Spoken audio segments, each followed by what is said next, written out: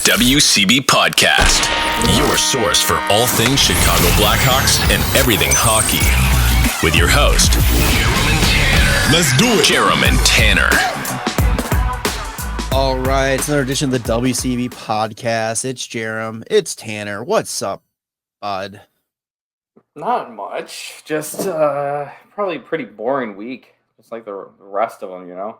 Yeah, I mean, the Stanley Cup comes to a close on Monday, and there was absolutely nothing to talk about since then. Yeah. We got answers, man. We finally got some answers on the questions we have been asking about what this team is doing and how the rebuild's going to look. We got answers on who's going number 2. Yep. And we got an answer: is Jeremy Roenick ever going to be a Hall of Famer? Yeah. So let's get right into it. First off, Jeremy Roenick's a Hall of Famer. Let's go. Okay. Friend of the show. Let's go, Jeremy Roenick. Woo! Out of nowhere. Yeah. Jeremy Roenick, Hall of Famer. It was 12 years since he was eligible to be entered. I think 2012 was the first year he was eligible. So it took 12 years. He gets in. Great class that he's going in with Datsuk. I mean, Shea Weber is also going with him, which is still a little I'm not sure about. Well, it's 3 Arizona Coyote legends. Jeremy Roenick, Shea Weber, and Pavel Datsuk. They got to send the Coyotes off in style, you know? The shit, that reminds me of something else we got to talk about, too. Okay. Okay. But anyway, so JR finally goes to the Hall. It was an absolute joke that he wasn't already in there. 500 goal scorer, should instantly get entered. He had over 1,200 points in his career. I mean, what else did he have to do? I mean, the only thing he didn't have really is the individual awards in a Stanley Cup. That's nothing. It's not like he wasn't trying. No, and it feels like I kind of feel like they're changing the threshold a little bit on when it comes to individual awards and Stanley Cups. I think they're not weighing as much as they used to. Yeah. No, I don't. It's tough when a lot of the guys I guess are getting in aren't really getting the individual awards because they're being won by so few. Yeah. You know, like handful. The Selke has mainly been a Patrice Bergeron, and then it's kind of passed between Ryan O'Reilly and Andrei Kopitar. There's 3 guys that have won. Yeah. And then when it comes to the Hart, it's the same thing. It's 3 guys that are going to win that. The Rocket Richard, 3 guys might win that. I don't know. It's tougher, I feel like. Yeah, but he's also got the international glory and stuff like that. He's 3rd all-time World Junior points for Team USA. He's got a silver medal with Team USA for the Olympics in 2002, and the what year was it? Canada Cup. He took 2nd with USA. I forgot what year that was, but early 90s. It had to be early 90s. But yeah, well deserved, and it should have been done a long time ago. Yeah, it's stupid that it took this long. Yeah, but at least it happened. Right. Yes. So that's now we can start bitching, complaining about Steve Larmer not being in it. Yeah. So he's the next Blackhawk that deserves next Blackhawk, right?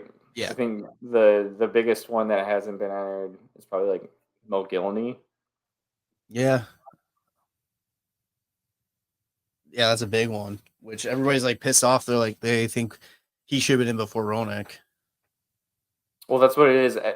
No matter who's getting in. Yeah. If it's Hossa last year, they were pissed about because Mo Gilney's still not in. And then this year it's Roenick, but people are pissed off because Mo Gilney's still not in. And it's I get it, but it's not their fault. Yeah. Whatever. It is what it is. Moving along here, we do have a lot to talk about. What I was another thing we have to talk about when I said Arizona Coyotes. So the state of Arizona canceled the auction for the land that the Coyotes were attempting to bid on to win to build their new stadium.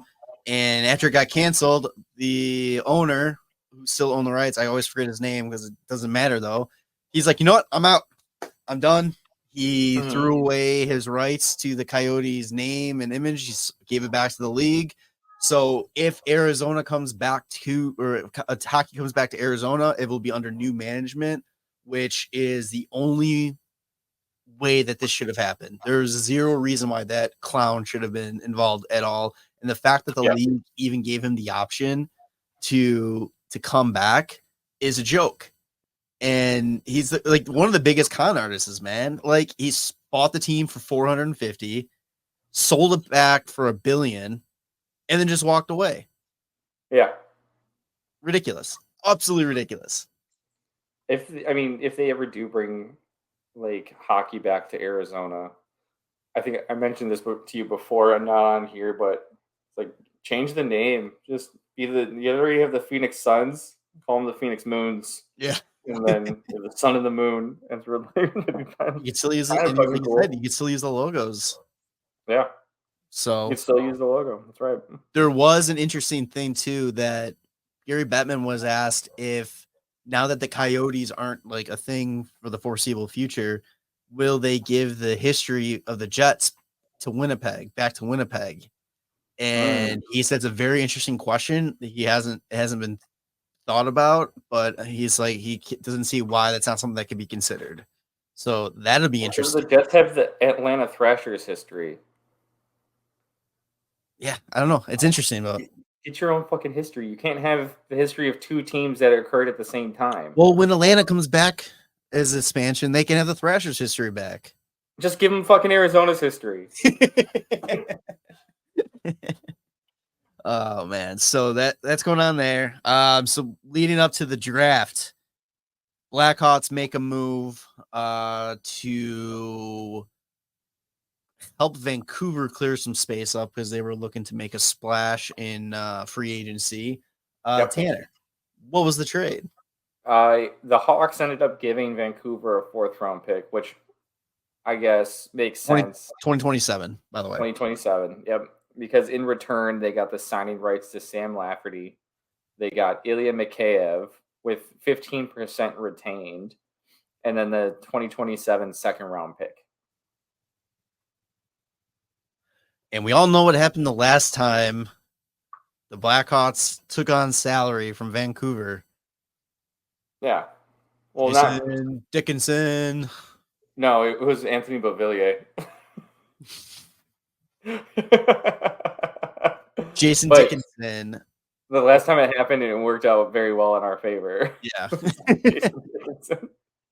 and I know Noli is not happy taking on this contract or taking this player on, but at the end of the day, I like this move. Yeah. It's a classic Blackhawk move to take a high potential guy who has been underperforming and taking them for very little risk just to see what happens. And getting a 2nd round with it. Yeah, and a 2027 2nd round. So he can KD continues to spread out his draft capital. And that's 2017. I believe 2027. Jesus. I think he even said, I don't know if it was the Ben Pope or somebody else, one of the other writers, but he was saying that this is like the window that they see them competing is 2027. So it could be used as a good piece to go ahead and try to bring in a key vet or a key player to help take the scene to the next level, which I fucking love that he's thinking that far ahead. Yeah, you got to think that like any moves for draft capital that far in the future are likely for picks that are not going to be used by the Hawks. Trade bait. Yeah. So, fantastic move, I think. As you found out today, Sam Lafferty ended up not re-signing with the Hawks. He ended up going to Buffalo, but I mean, it was a cool, if he could have signed, awesome. But as we'll talk when we get into today's silly season action, we will see that it's not too bad that we didn't bring him back. That was before the draft. So then we have the draft come up, and the $1 million question of what the Hawks were going to do at number 2. Part of me was still holding off hope because of you asshole Tanner saying that Mike Rear might go crazy. And there was probably like a 0.1% of me that thought that, hey, maybe it might happen. Did not happen. Celebrini went to the San Jose Sharks. He joins the already get your number on your jersey club when he received his jersey after being picked. And then the Hawks end up going with Levshunov. Hell yeah. Which, right move. Yeah. Oh, fuck yeah. It's such a good move because, like, I think Demidov was just, like, the sexy pick. But, like, when you're building a fucking team and you have the chance to get a possible, like, franchise defenseman and you just got your franchise center, like, you gotta fucking pull the trigger. You already have one very solid left-handed defenseman in Alex Vlasic. You got one possible really good offensive defenseman in Korchinski. He's still so young. And then now you have more talent adding to the right side to, like, be a part of that, like, defensive core of the future. And if he can just, be what he's projecting to be and just be fucking nasty back there with them, it's going to be fucking sexy as hell. I mean, we have the lack, just the pure lack of right-handed depth in our system made this like the no-brainer. But everything you said too. What's gonna be interesting to see is what his timeline is. I know Kyle Davidson was saying that they already have an idea of what they want to do, but they want to discuss it with him and his agent and all that kind of stuff beforehand, before making it like known. But I would not mind him going back to Michigan State for one more year. And then you're kind of following the same path as Korchinski. You get drafted, you play another season, and then Levshunov can even come back in March when his season's over with MSU. Well, I was thinking, like, would it even be better for him to go to Michigan State or to be, like, in Rockford? I think from what I was getting from stuff, he really like enjoys his time at Michigan State, and I think he wants to be back there to win another chance at a national title again. Yeah. So I think personally, I would let him do whatever he wants, unless you're going to play him full time NHL. I would say he played really well on a Michigan State team where, like, I don't think people realize he had 35 points in 38 games. He was only 1 point off of the team lead for his own team. Yeah. At 17 years old. Yeah. Unreal. A team that made it to, like, the Elite Eight, and then they lost to Michigan. Yeah, the quarterfinal. Yeah. And so, like, it's pretty impressive for somebody Big that Ten young. champion too. Like, He's a Big Ten championship. Yeah, they won the Big Ten championship. They beat Michigan. Oh, they did? Nice. Yeah. Let me fucking see what else. Because he was also, like, he played for the Green Bay Gamblers in the USHL. I think he had a pretty good year there, but, like, the year prior. I gotta find him again. I think he's only played 2 full seasons in North America. Mm-hmm. Yeah, he has. Levshunov.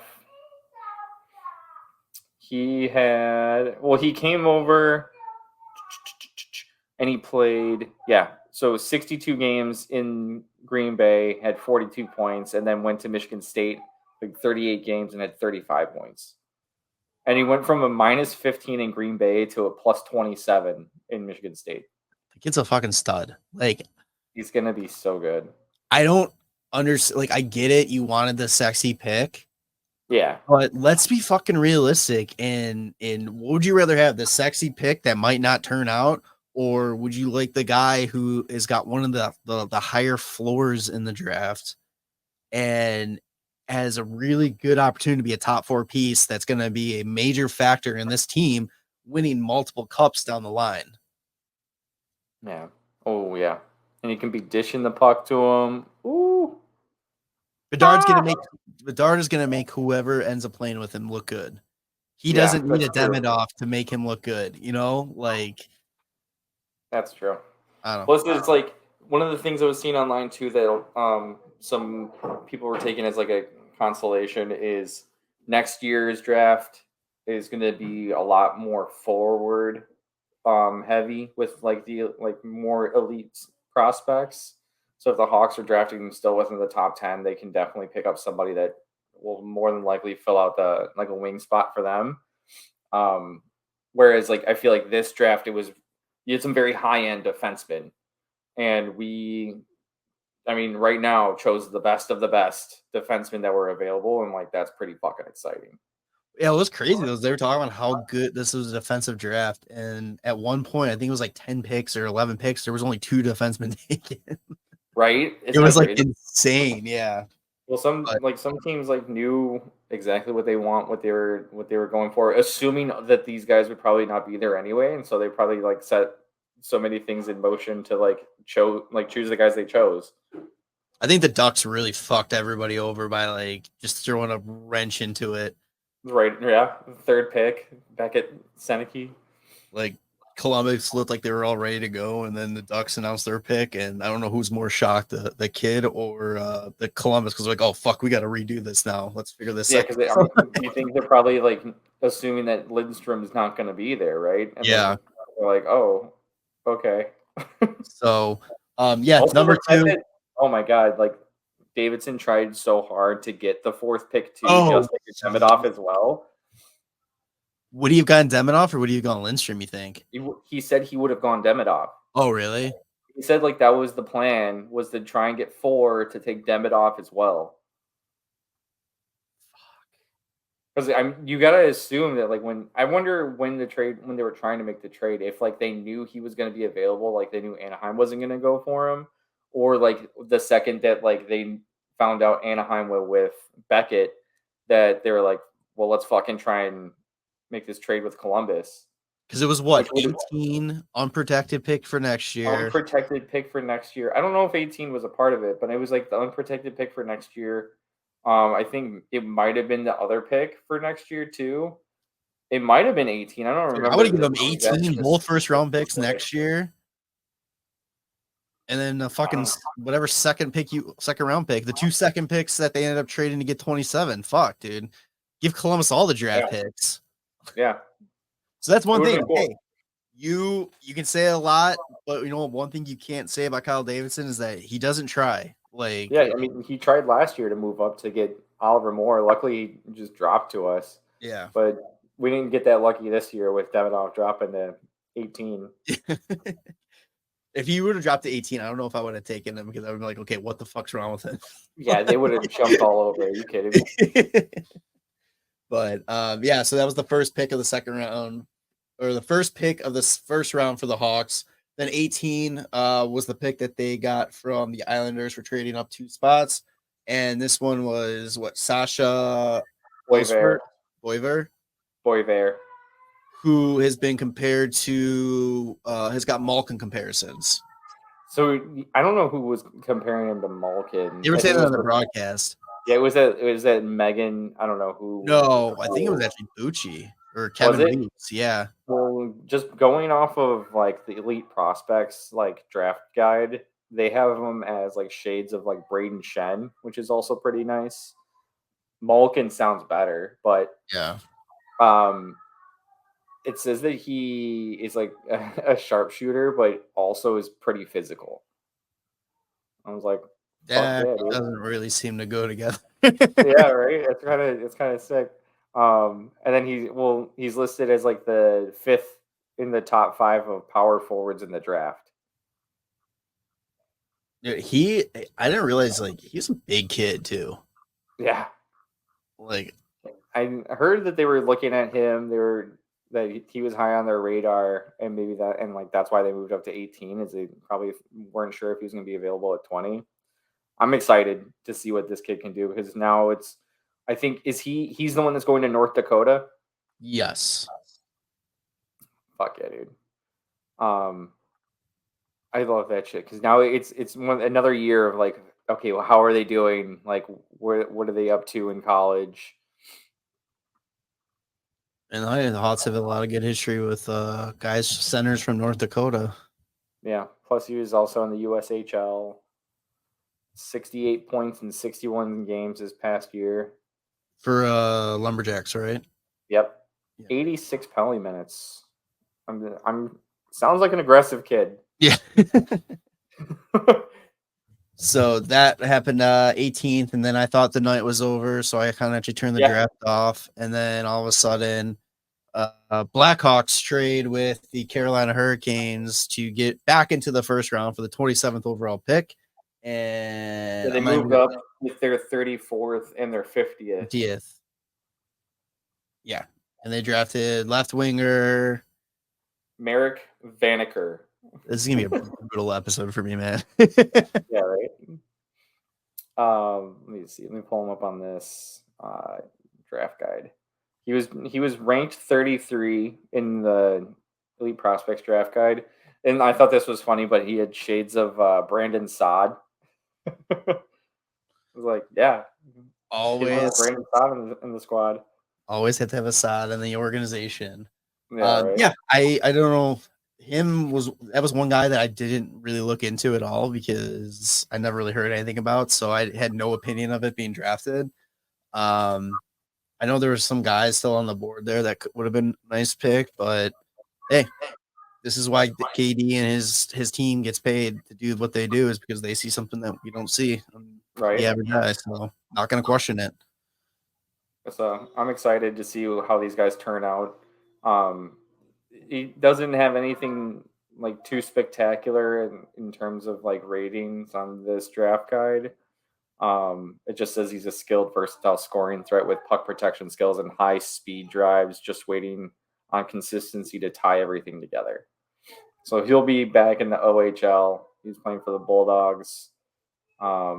Curious to see if, because he's in the O, if they like sign him or anything like that, or just let him hang out. Wonder. So I'm looking at Cap Friendly, and it's saying must sign by, and he's June 1st, 2026. Yeah. I don't. Why is that? Like, they have 3 years, 3 years to sign him or whatever. Well, so Levshunov is 2028. That's because he is a college prospect. Gotcha. Okay. Yeah, and then you'll see like Demidov is like indefinite. Yeah, that's so funny to me. Like he just whenever. So anywhere else. Yeah, traded into the first round. They got rid of their second round pick, so they didn't pick again until the round 3. We really probably won't go through all these guys like in depth or anything. But 6-7 we gotta talk about just because he is the perfect player name for Chicago, and it's going to be, the jokes will get just so old so fast. But 6th, 7th overall, John Mustard. Hell yeah, bud. Yeah, no ketchup, just mustard. Let's go. I'm sure that's already been said a million times, and I'm already over it. John Mustard played in the USHL, Waterloo Blackhawks, 56 points in 60 games. I don't remember where they said he's going to be heading to. Do you? I think, wasn't he going to North Dakota too? Was he going to Nodak as well? There was somebody else. Let's see. You know,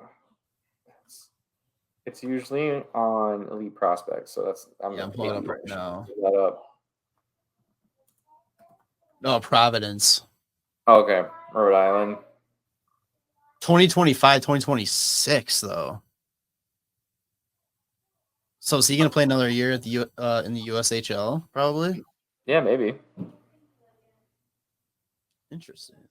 Or he's just going straight to the Hawks. Yeah. And then go back to college. Yeah, the prospect draft guide has him as shades of Anthony Duclair. Apparently, he's got a pretty good shot. He's not doesn't say he's very good defensively. Well, or just like a shooter. Not very physical, but like, fuck yeah, man. Rip. That's all I gotta do. Just you want to read off the rest of the picks? The Hawks ended up getting, like a few picks later. This guy AJ Spalacci, I think that's what they said his name was, but it might be like Spalacy. Actually, do want to see what he's more of a it shows he's more of a Josh Anderson or Miles Wood type of player. So like pretty physical. So you literally just got the guy that's like a sniper 5 picks before, and then you get the guy that's going to start hitting. Oh, I didn't realize this, but he's was ranked the 5th best straight line skater. So he's probably got some good speed. Makes sense because the director of scouting said that somebody texted him asking if they're just trying to build the fastest team in the league. Yeah. Especially that guy was like he's 6'3". 6'3". He's already 190 as well. But yeah, maybe he can just fucking fly down the ice and crash in the corner, get the puck out. After that, they got later in the 3rd round, which didn't they trade for that? They traded their 3rd round from next year for the 3rd round from Carolina. 2 trades with Carolina this year to pick up Jack Pridham, who on the prospect guide, it says that he's shades of Kasperi Kapanen. It says he's got pretty good skating, pretty decent passing. Yeah, I don't know. We'll see how those guys turn out. The rest of the draft ends up being Let me just go this way. Joel Svensson. Yeah, Joel Svensson, who is an age past his. It's a draft year +1. So he was a draft eligible player last year, and I think he's playing in the SHL. After that, the last pick of the draft was Ty Henry in the 6th round from the OHL. And that's about it. So all in all, I thought it was a pretty good draft. I think anytime you have a top 2 pick, you're gonna get a franchise player, and I think that's exactly what it's gonna be with Levshunov. And if one of those other 2 first-round picks hit, awesome. It's just a bonus at that point. If all 3 hits them, then it's like we're talking Dallas Stars territory with their one draft. If we can do that in a couple drafts in a row, that'd be great. I think the one thing that really stood out to me is that the way Kyle Davidson has rebuilt our prospect pool. Oh yeah, like it is so deep, and there's so many options out there now that it's like we are going to get back to the situation where if we get competitive again and we start getting that cap problem, and it's like, okay, well, it's not a big deal because we're going to have the next man up that can make the jump from the minors to the NHL. So I think he's doing a great job building this team the way he wants to build it. You know what's funny too is that with the draft, with like how everybody wants Davidson so bad, like it got to the point where like you and I, like you were already tired of hearing it too, where people are bitching about it, like knowing they're going to take Levshunov, and it's like I hope that things turn out so well for the Levshunov pick that I was like, Demonov, if he turns out to be like Philip Zadina, where people wanted him so badly on the first few teams that like he doesn't turn out at all, I'm just gonna be like, hey man, remember when you were complaining about like Davidov not being drafted and then it ended up being like the worst pick of the draft? Like, don't fucking tell me ever again that like you're gonna hate this team for not drafting who you wanted. Like, it's almost like the whole Mo Seider situation. Like when the Red Wings drafted Seider, they were bitching about it on social media.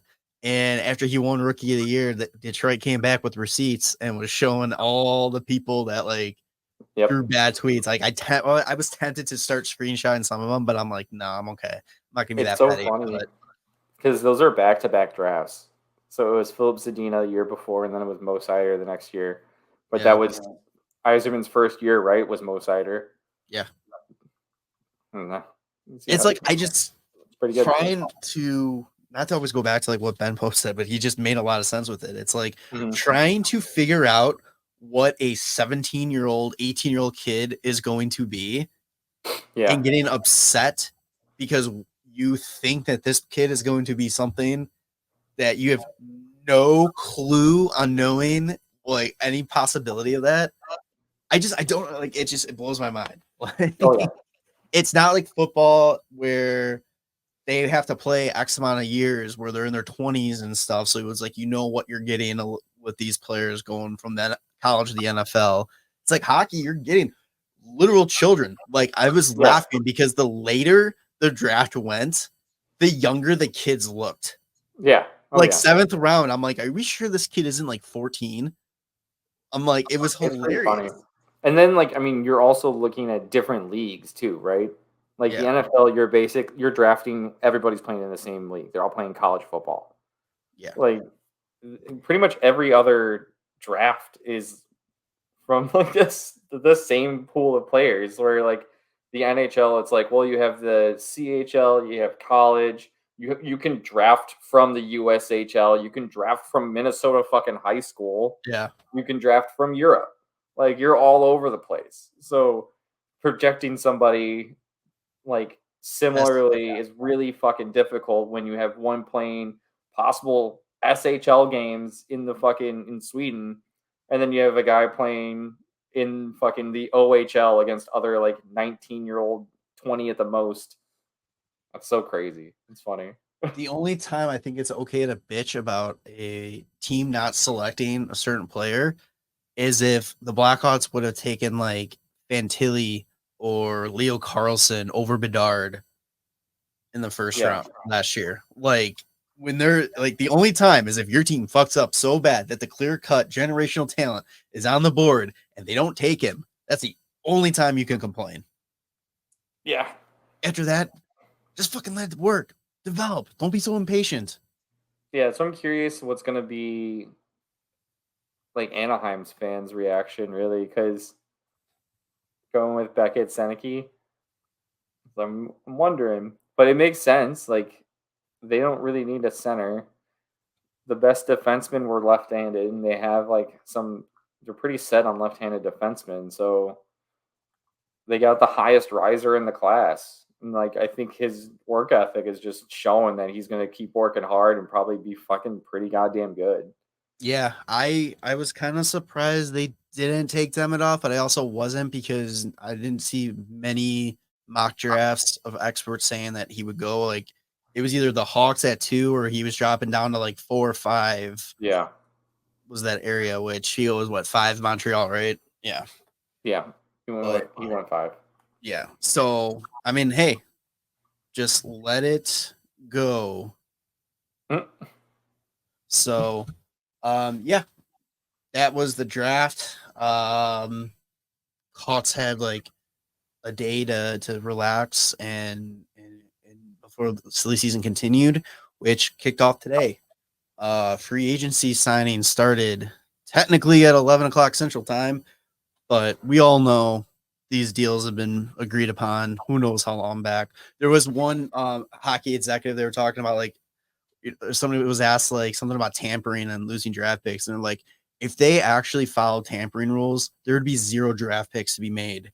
Yeah. Nobody would be drafting. Yeah. So we'll talk about that Blackhawks free agency start first. Going in this, we were talking, we had no idea kind of what to expect.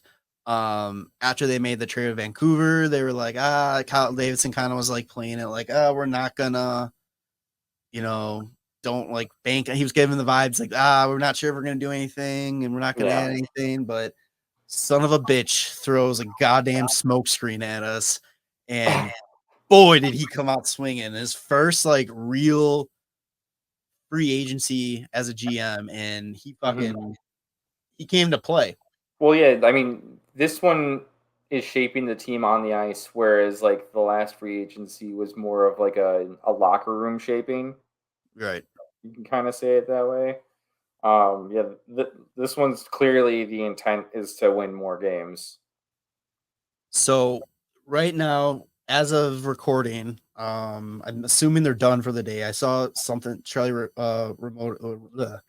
Roumeliotis was saying there might be one more guy. He thinks a depth defenseman might be coming, but he just wasn't sure when that's going to happen. But I think they're done for today.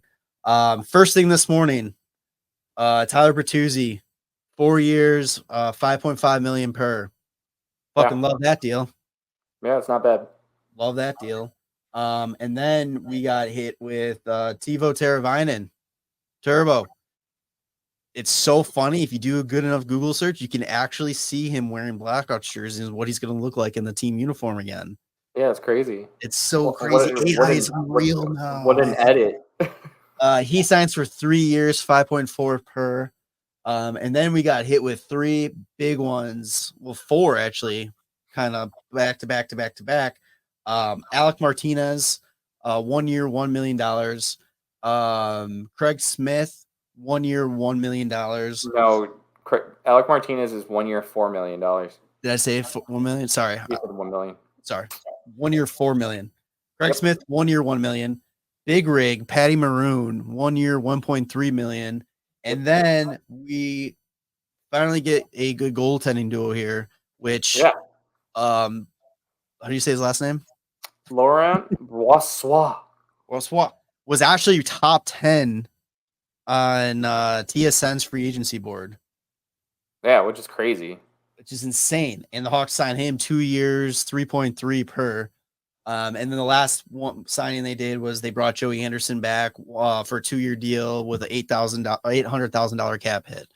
So, I mean, hell of a goddamn free agency. Seven players signed. It was like 14 years worth of term, and was it $47.1 million worth of salary given out? I think so, something like that. Yeah. So, what first initial thought? It's crazy. I never would have thought that at the end of 2014's playoffs, with the LA Kings beating the Hawks in Game 7, that guy would end up on the Hawks 10 years later. I saw a tweet. It was like they were going through all the signings, like Bertuzzi, I hate you, but I'll learn to love you, all this kind of stuff. And there was the Alex Martinez is fuck you, but yes, I'll take 150 block shots a season. It's gonna be interesting too, because like Martinez is a left defenseman. So I'm wondering if they play him on the right side or move someone else to the right side. Well, here, let me pull this up. Daily Faceoff has like their depth chart. Yeah. Right now. So does Cap Friendly. Yeah, this one's different. So look at this one first. Bertuzzi, Bedard, Kurashev, Taylor Hall, Dickinson, Teravainen, Anthony Reichel. How do you say his name again? I don't know who you're talking about because I'm not reading the same one you're reading. Oh, guy they got from Vancouver. Oh, Mikheyev, yeah. Foligno, Donato, Patty Maroon. Defensive pairings, they have Vlasic, Seth Jones, Korchinski, Connor Murphy, Alec Martinez, and Louis Crevier. Yeah. And then I feel like they gotta get like another right-handed defenseman. Yeah, I mean, has Martinez played on the right side before? I don't know. Maybe. Well, isn't he a righty? Yeah, he is, but that's what I'm saying. Like, I don't think he should really be on the NHL squad next year. Yeah, and I would rather see Del Mastro and Kaiser. Yeah, but they're both left defensemen as well. I think they can play both sides though. Yeah. Big thing what I like about this is it gives the Hawks options. It lets Mazer and Slaggert start the season in Rockford. Yep. Get some pro reps in there and play on a good Rockford team. Yeah. I liked that they brought in another goaltending option. That was one thing I was saying that I hope that they did, and it sends down Soderblom to Rockford. And since they didn't qualify Stauber, now it's a Soderblom and Comesso tandem in Rockford. Yeah, and it's like, same. See if the kid could Soderblom can find his confidence again, because it's like it's not that he's a bad goalie. He got lit up and he just never bounced back. I don't think he played bad. I think that the Hawks just gave him zero scoring support. I think the Hawks were also just bad. Yeah, I think the reason why I think people think he's bad is like the goals when he would let up goals, they were bad goals. Yeah, I mean, and Mrazek just looked so good last year too that you were just like, oh, he's nowhere near as close to being in the NHL as Mrazek is. Yeah, so I mean, forward I love. I think they did exactly what they needed to do. I think Bertuzzi, I love the grit. He's gonna, especially because I have a feeling he'll be on that Bedard line. He's gonna I'm make sure. curious to see what the lineup's gonna look like for real. Yeah, I don't. It's think obviously not going to be the same anybody throughout the year, but you're getting all these guys in free agency. You're getting Mikheyev in that trade, and then you're getting Taylor Hall back from injury. So technically, you're getting like 6 guys at the forward position. 1, 2, 3, 4. I mean, Joey Anderson, we're not going to count. Yeah, 6 guys basically joining the forwards. So it's going to be a much different team. Yeah. I'm curious, like where it was interesting earlier when we were like hanging out. I was like, signing Turbo and signing Bertuzzi, and those guys are naturally like left wingers. And then Taylor Hall's coming back, and he's a natural left winger, and Lucas Reichel is naturally a left winger. Like, where are we putting everybody? Like, what the fuck? But I guess like some of these guys can play right wing. Here's something I just noticed. If you look at the starting lineup, the way it's set up, Connor Bedard is the only right-handed forward.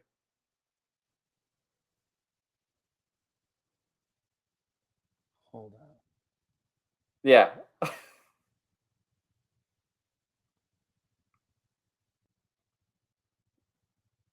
Oh, it doesn't list it like that on fucking cap. Well, Craig Smith is right-handed, but he's not even listed in the starting lineup right now. And Joey Anderson's right-handed, but also just those are scratches for this setup here. But if you go with like Taylor Hall, Connor Bedard, Tyler Bertuzzi, it's left, right, left. Teravainen, Dickinson, Mikheyev, left, left, left. Reichel, Foligno, Kurashev, left, left, left. Athanasiou, Donato, Maroon, left, left, left. Right-handed's overrated. Yeah, I guess so. What the hell? That's hilarious. Holy shit. Yeah. I don't know. I feel like Teravainen would end up on Bedard's line at some point. Oh, 100%. But I wouldn't mind Bertuzzi, Bedard, Teravainen. I was thinking Taylor Hall, Bedard, and Teravainen. Well, like, what did I say today? I was like, that's kind of like Taylor Hall's like your friend with benefit. Like, you're going to be around and you're going to do stuff with them, but you're not going to fully commit to them. I guess so. So, because, I feel like Bertuzzi and Dickinson and then whoever else you have on that line would be such a good, just pain in the ass line to play against. And then if Kurashev's not playing with Bedard, it'll be interesting to see what he actually puts up this year, because if it's really just the Bedard effect for that 18 goals and 54 points last year, then I'm not convinced you basically know then you could put anybody on that line then. I'm kind of not convinced he's going to be on this team come start of the season. Kurashev? Yeah. I don't know. I don't know why. Like, I just have the vibe. Like, if they were going to make a move, I feel like he's the type of person that they're going to move to try to sell high on. They should, if they're going to move. If their plan is to ever move Kurashev, they should do it now. Especially since Winnipeg hasn't traded Rucker McGroarty. I feel like move Kurashev and see what you can, if you need to add like something small to get that kid. Yeah. I don't know, man. I mean, it's going to be interesting. I'm excited. I'm really excited for this season. Like, by all means, it's not going to be Stanley Cup playoffs team or anything like that. But I think they're saying that 5 or 6 to 8 wins to get to the 30 mark is very realistic. I think you could potentially flirt with 35, if everything goes right. and we don't if they don't have the injury catastrophes of last year. Yeah, definitely doable. And this is just the beginning. And the best thing about it is the Cyber Tuesday. It's all term that is going to come off the books at the right time, and is going to be. It's like we're not committing to anybody. I mean, even for Tuesday, 4 years is not that bad. No, I mean, this team is gearing up very good, and it blows my mind seeing people talking about, like, on Twitter, getting pissed off at what the signings are, because now they're not like, okay, now they're blowing a tank effect. But it's like, then you get pissed off when you don't add NHL caliber players. You're never gonna please, like, it's just, yeah, social media people are just miserable fucks. yeah, And dude. it's like, god damn, it's like, fucking be happy with something. Like, this is what you want. You want this team to take the next step. And I'm glad that Kyle Davidson has shown that he can spend the money, bring in some talent, and not mortgage the future to do it. Right, and then he still got $8 million in cap space going into the year. Well, 7.6. The other good things that we didn't hit on was they let a lot of guys go, and Mackenzie Entwistle being one of them, Taylor Radish being another, and I think that those are pretty great moves that we didn't try to hold on to those guys. Yeah. Only thing I'm a little upset about is Reese Johnson is gone. And the thing that I'm more upset about is that he signed in fucking Vegas. He is dead to us. So upsetting. So far, I mean, I put up a poll on Instagram asking, like, what grade he got. Jeff Skinner went to Edmonton. No shit. Yep. That's a really good fit. Yeah. But yeah, 43% of people gave Kyle Davidson an A, 57% gave a B. So overall, people are happy with what Kyle Davidson's doing. And in the long run, it's gonna be fun, and it's like it's so cool. Like, the past couple of years have different level of excitement for this team. First, the excitement of starting over, then the excitement of having Bedard. Now the excitement of a team that is going to be more competitive throughout the year. And it's a great time to be a Hawks fan right now. Yeah, last year was probably the worst they'll be for a long while. Knock on wood. Knock on wood. Yeah. Absolutely. Yeah. So, do you have anything else about Hawks? Dude, just after all this shit, we get to watch Connor Bedard play again. It's fucking awesome. You know what I was thinking though too? I was like, he won the Calder. Oh yeah, but I mean, we already knew that. We knew that was. We already knew. Part of me was secretly holding out for a Phil Kessel signing in Chicago today, because I'm like, this would be the year to do it, just under the radar. Like, oh shit, Phil Kessel. But alas, no more Phil. Not a lot of Phil talk, I think he's done. I wish he wasn't. No, I wish he wasn't either. But all right, NHL signing or free agency silly season. First story, I mean, the main story I want to talk about, and then we'll just do like steals or picks or signs that we've liked so far through day one. Steven Stamkos situation in Tampa is just fucked. Is it? I think it is. I think like they made zero, like just the way they handled it. And it's like, I don't know if you were listening to him on TSN when he was talking about it, and it was taking every ounce of him not to like say what he really was thinking.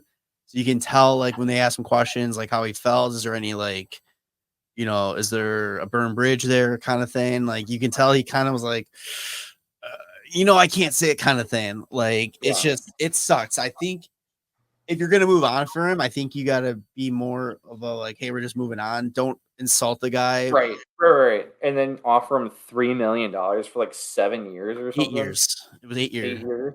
Yeah. It's like, be honest. Just be like, you know what?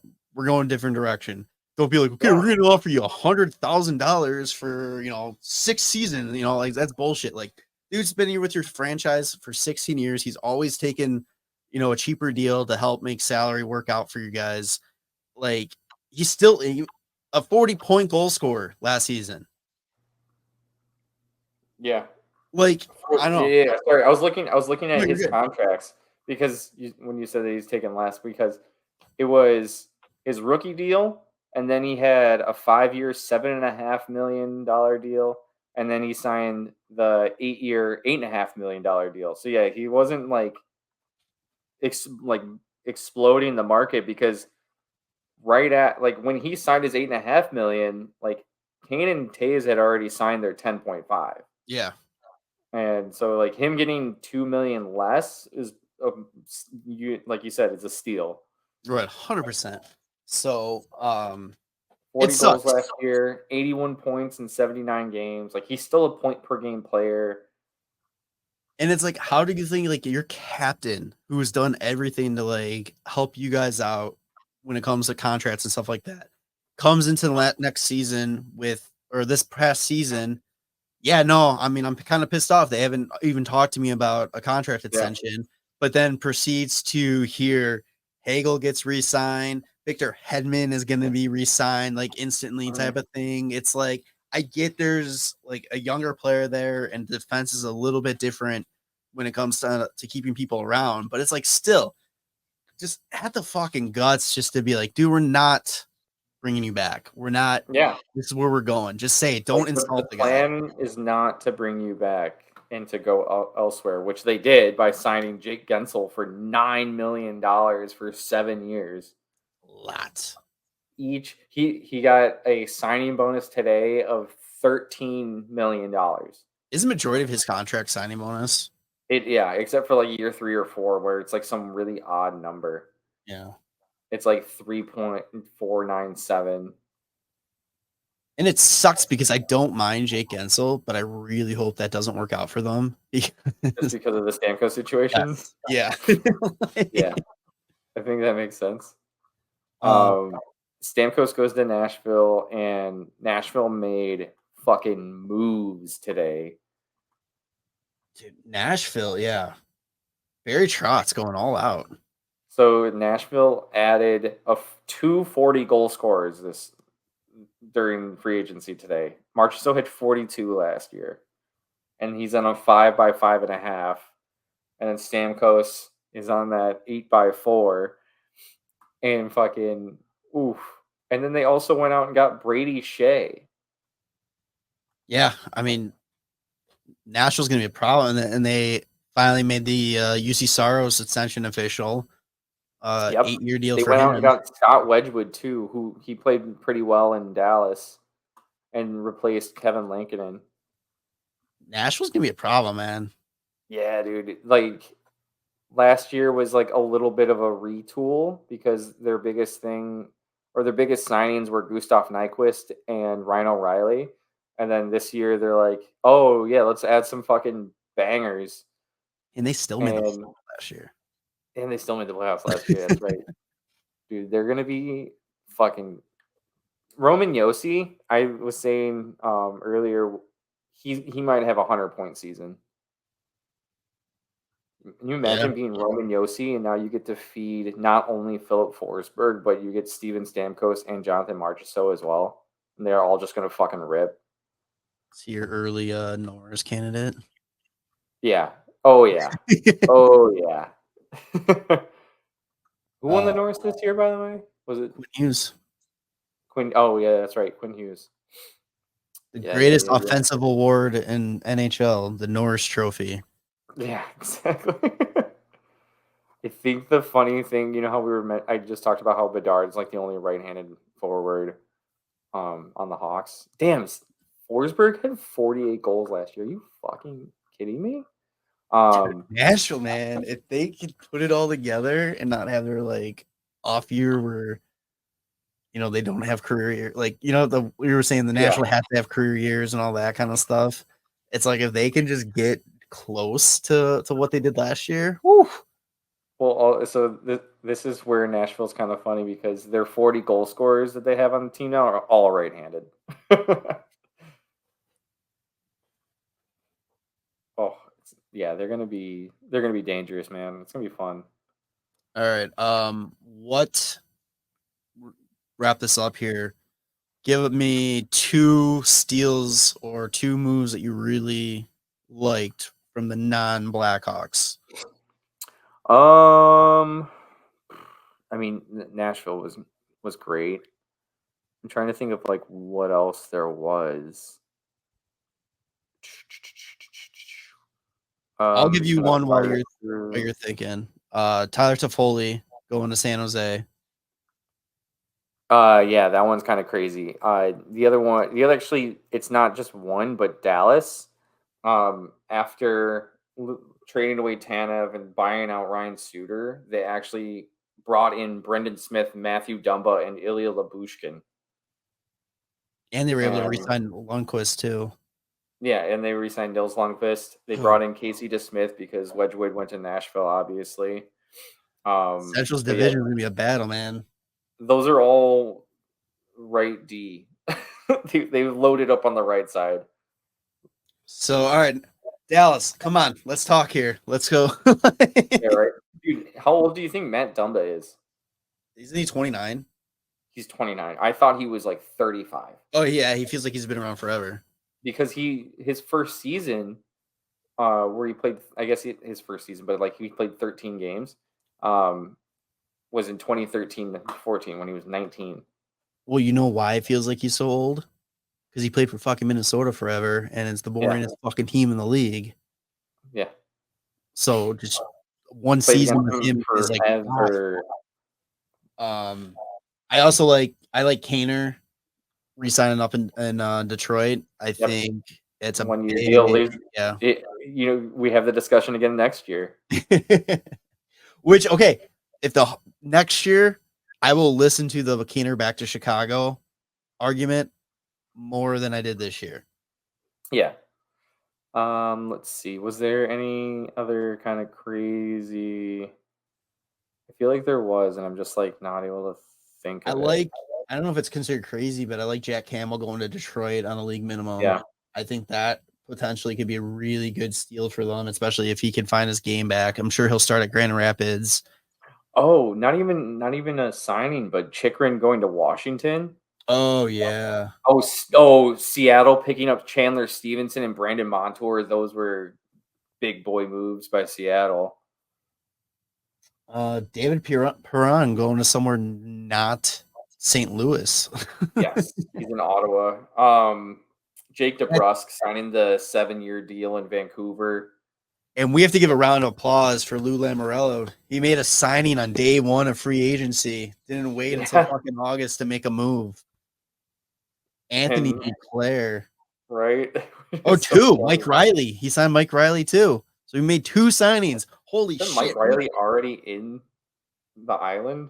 Oh, but we're not going to hear it from Lou until fucking training camp opens now. Yeah. Sean Monahan to Columbus to reunite with Johnny Gaudreau. Let's see. Oh, yeah. Boston made 2 good moves with Zadorov and Elias Lindholm. Lindholm easily becomes their number 1 center. Ekman Larson going to Toronto. Victor Arvidsson. Did you say him going to Edmonton? I like that a lot. Oh yeah, that's a good one too. So that one's weird because Arvidsson can't really stay healthy, but if he can, like that's a great spot for him. I think they're kind of banking on that with their cap situation. Yeah, right. What else? Oh, we yell at Toronto. I think Toronto did a great job too. I don't know if it's how it's probably not. It's not going to translate well, but I mean, I think they did a good job addressing their D, like rebuilding their defense. Their goaltending. They'll go ahead and make the playoffs, but like until they actually like win anything, like it's not going to matter. And New Jersey's again on fraud watch because they go and made some good moves. And I don't know until they actually do it and win it all. I think they're frauds. What did they do? Brendan Dillon, Brett Pesce. They had a couple trades at. Yeah, and Markstrom. Oh, no, that was Markstrom. Utah makes some big draft day trades. Oh yeah, bringing in Marino from and Serchev. Yeah. Then fucking paying. I was getting not Walker. Sean Walker. No, I always get him confused with someone else. Oh, Jersey. Yeah, Sean Durzi. Yeah, they gave Durzi a deal.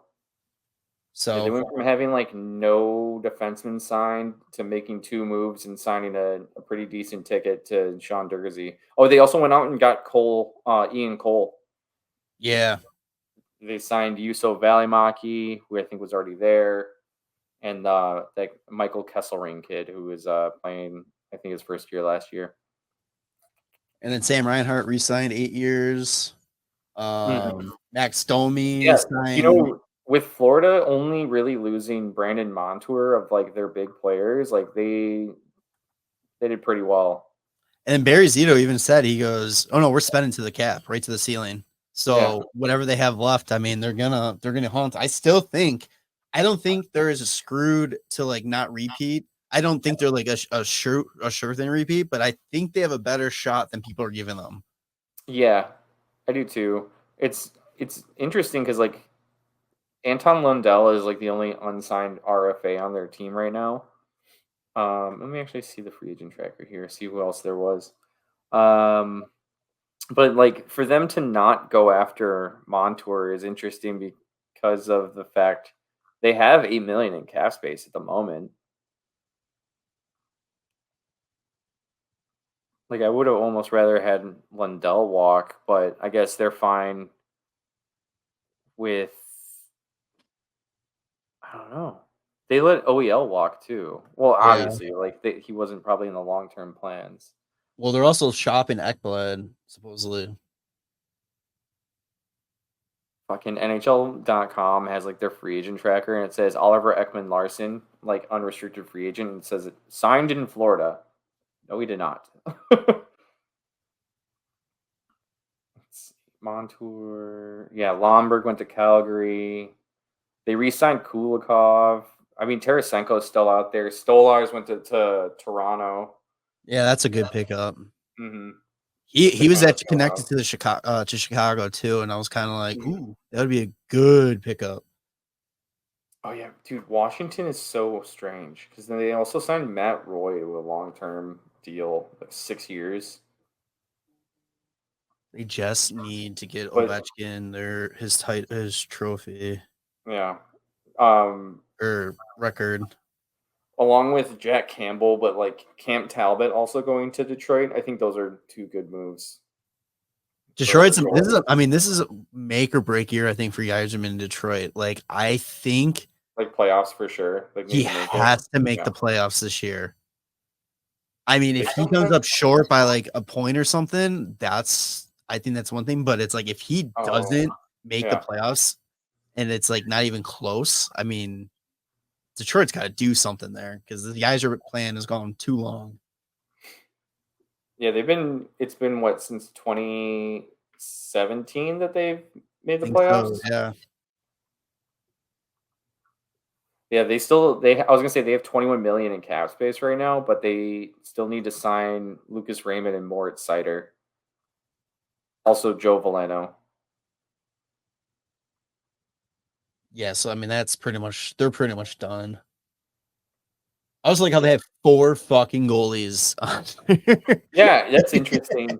Because Alex Lyon played pretty well last year. Over like Husso. When he played 44 games. Yzerman's that asshole that picks up all the goalies and then drops them on waivers in fantasy so nobody can get them for the last day. Yeah. Alex Lyon played 44 games. Husso only played 19. I'm assuming the rest were just played by Reimer. Yeah, I think so. Weird. I wonder if he tries to move on from like one of those guys. He's got to. I mean, I think at that point, but you probably just move on from Lyon because he probably has better value. He's less than $1 million. And plus, like, Ville Husso has a modified no trade clause. But I don't know. Oh yeah, they signed Eric Gustafson too. So they replaced Shane Gostisbehere's offense with Gustafson.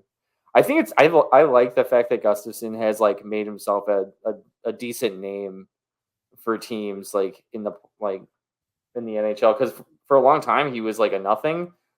And then he exploded the 1 year with the Hawks, and then he's kind of made his way around, like not being too hot. Came back to the Hawks, didn't really do anything, but then went to Washington, played well, ended up in Toronto at the deadline, and then last year played pretty decently for the Rangers. I liked him as a player, so I like that he's always got some teams interested in him. Yeah. Thanks. Insight.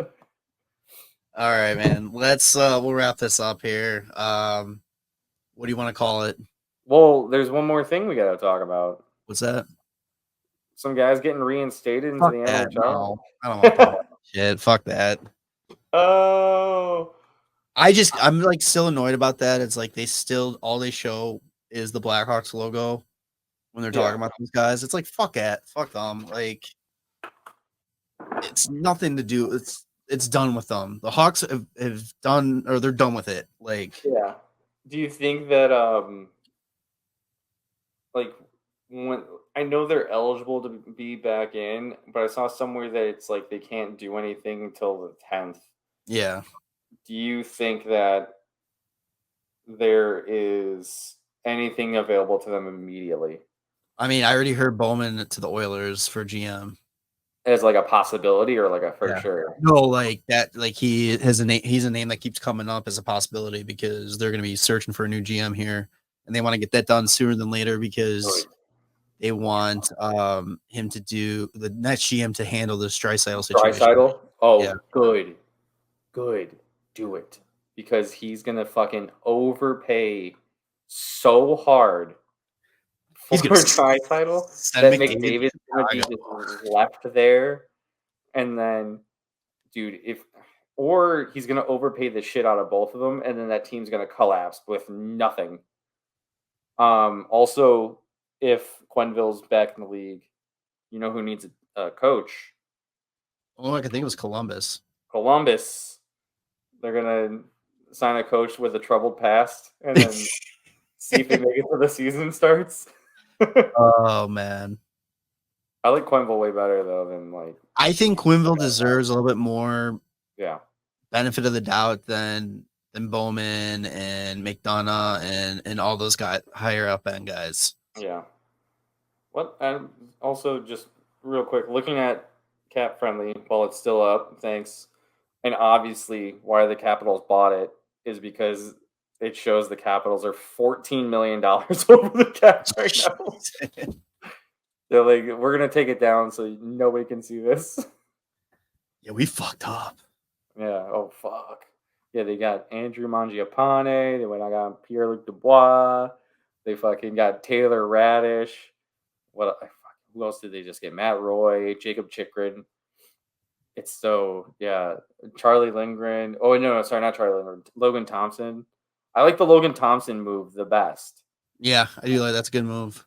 But they're definitely the team that's just like buying low, very buy low right now. I like how they have both their goalies now are lefties or full right. Oh, I was like, so fucking what? But yeah, I know what you mean. That's so funny. Catch with the tandem that are both like full right. Yeah, that's weird. I wonder when the last time that's happened. Huh? But it's a much better tandem than they had to start the season last year. That should be a very interesting team. Yeah, I don't know.